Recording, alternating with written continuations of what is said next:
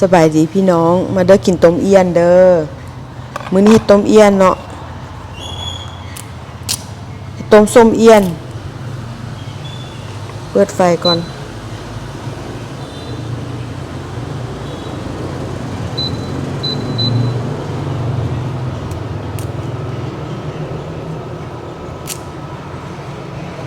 พี่หน้าเอี้ยนค่อย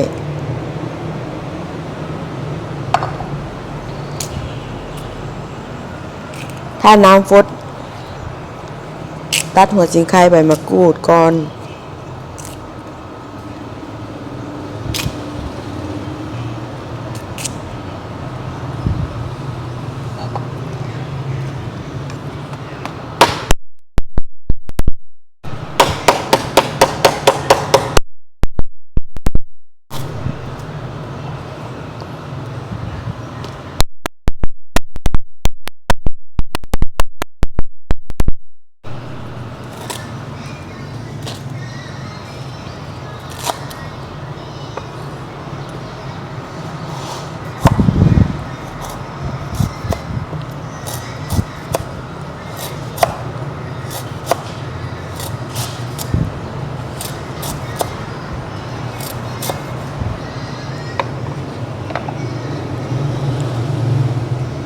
เอาหัวสิงไคลงเนาะ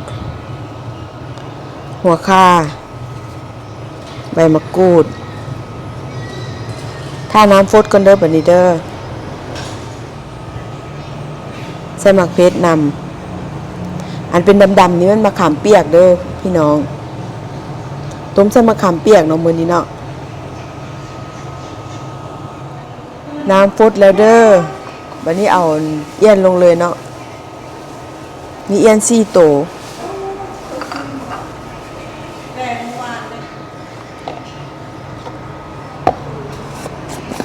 ปรุงเครื่องเลยเกลือ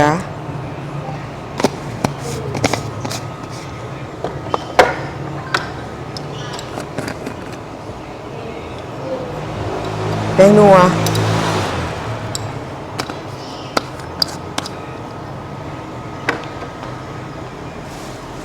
โอ้อยู่นอร์เวย์สร้างมาดูโอเคสร้างจะไหมจะเข้าไปในเฟซนี่ก็จะมีขายค่อยบูจะเฮ็ดอ้าวไปเขียนให้ตรงกับมันปั๊มในเฟซ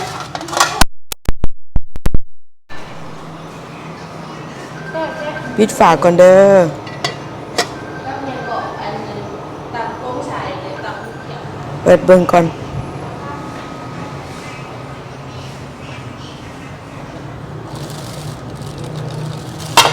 ยังบ่เปื่อยดอกหากก็เอาลงเนาะยังบ่เปื่อยต้มไปก่อนต้มไปอีกก่อน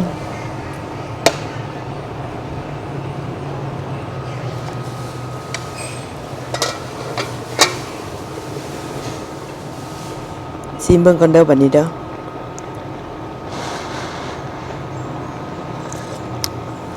จากจางนิดนึงเอาน้ำปลาใส่ซะส้มใส่มะขามเปียกหลายโพดใส่กระแซบอยู่ใส่น้ำปลาก่อนหน่อยนึง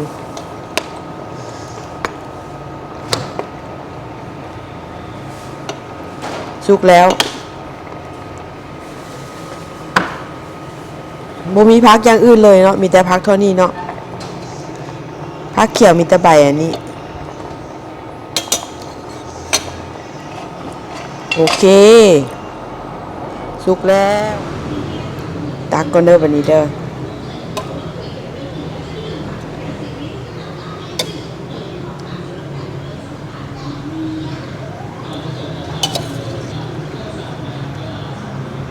ว้าว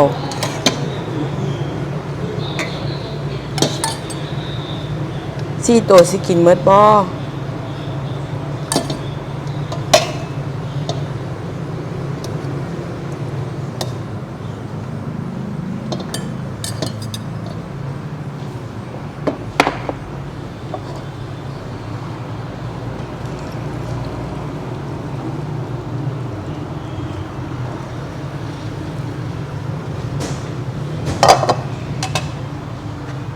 เด้ ต้มเอี้ยนมาเด้อต้มเอี้ยนเด้อสบายดีมาเด้อกินต้มเอี้ยนนำกันเด้อข้าวเหนียวแจ่ปลาแดก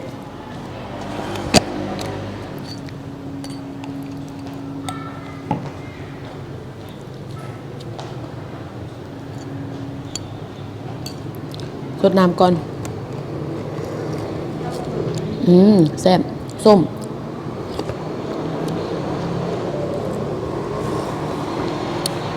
ใส่มะขามต้มส้มใส่มะขามเนาะพี่เย็น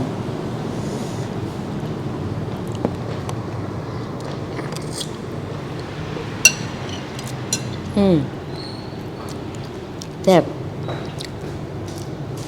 จุงเงินมุ้ยใหญ่กินจากคนมีแต่ห้อยกินผู้เดียว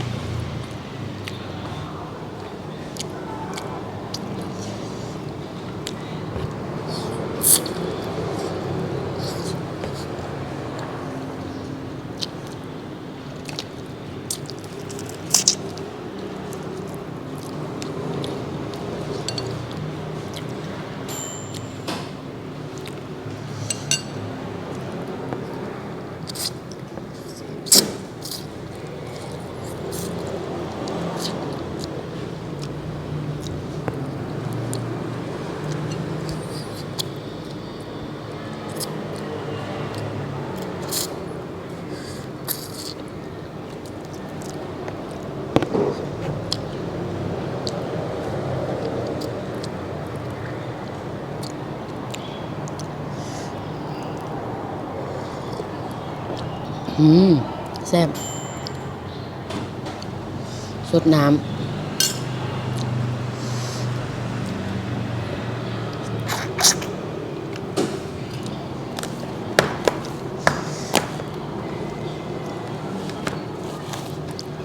ข้าวเหนียวกับแจ่วกับแซ่บเนาะถูมันบ่ออกดอกนะถั่วขี้ฝุ่นออกซื่อๆได้ถั่วขี้ฝุ่นออกซื่อๆ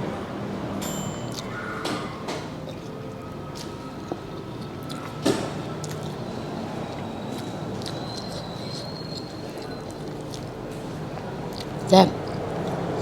แซ่บปลาแดก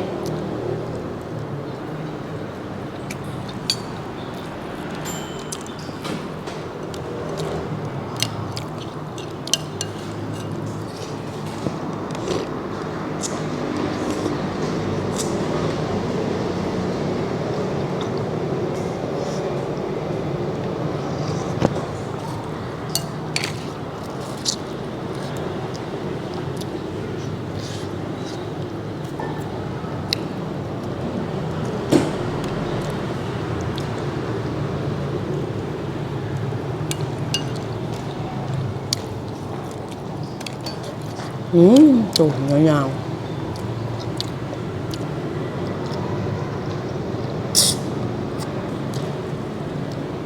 ขอโทษขออภัยน้ำผู้บุกินเนาะบางคนก็บุกิน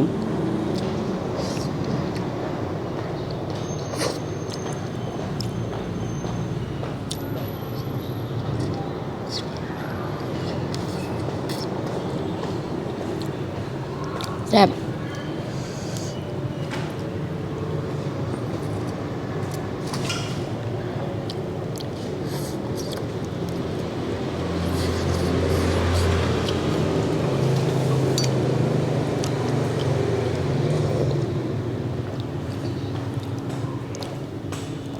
น้ำมันส้มๆใส่มะขาม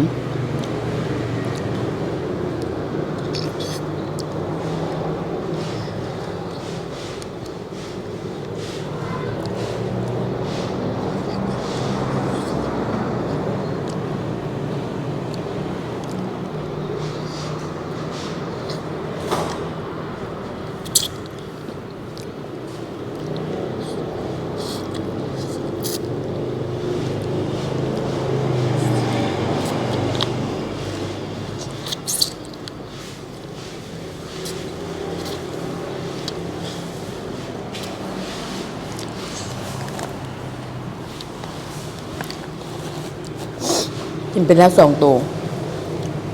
อิ่มกินข้าวแต่เช้าโพดมื้อนี้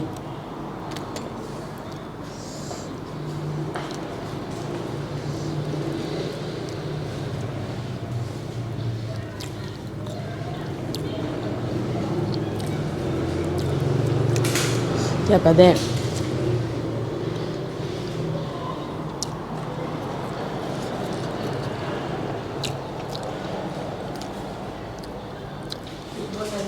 ไปเลย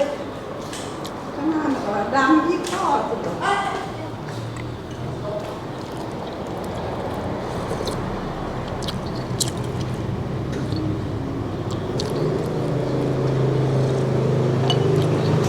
ว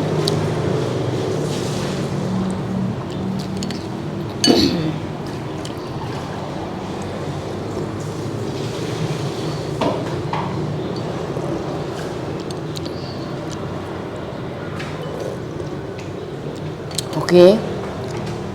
ขอจบคลิปแต่เพียงเท่านี้เนาะมื้อหน้าสิมากินให้เบิ่งใหม่สบายดีฝากกดไลค์กดติดตามเพื่อเป็นกำลังใจให้เฮ็ดคลิปต่อๆไปเด้อบ๊ายบาย